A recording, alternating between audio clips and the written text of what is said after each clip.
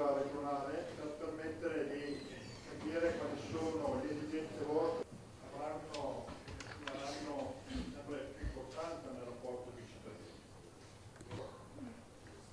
Lo strumento di informatica attraverso lo strumento del dialogo di voi, di avere un costante contatto con voi.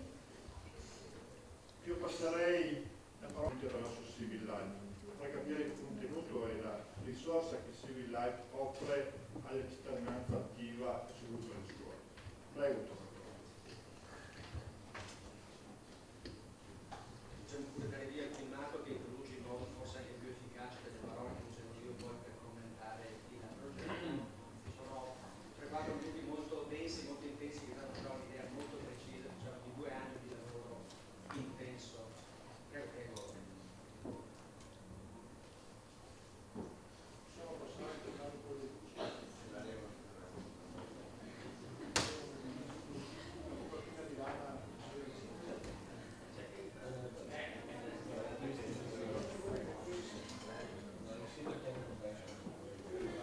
Usare il linguaggio del cartone animato, così immediato e di buon impatto, aiuta i ragazzi a costruire un maggiore pensiero critico, personale, verso l'uso responsabile e corretto delle tecniche.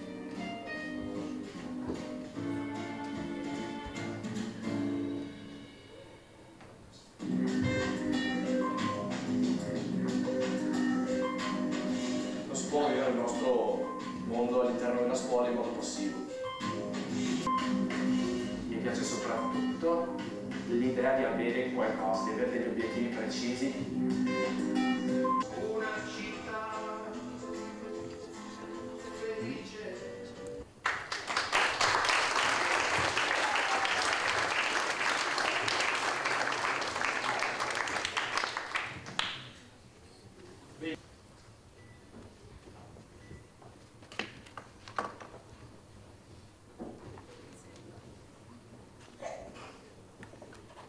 Salute.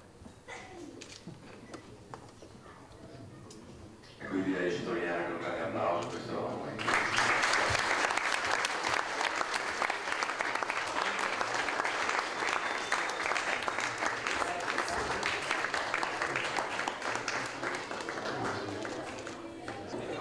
Ci siamo? No, solo mi fate un sorriso a tutti, grazie.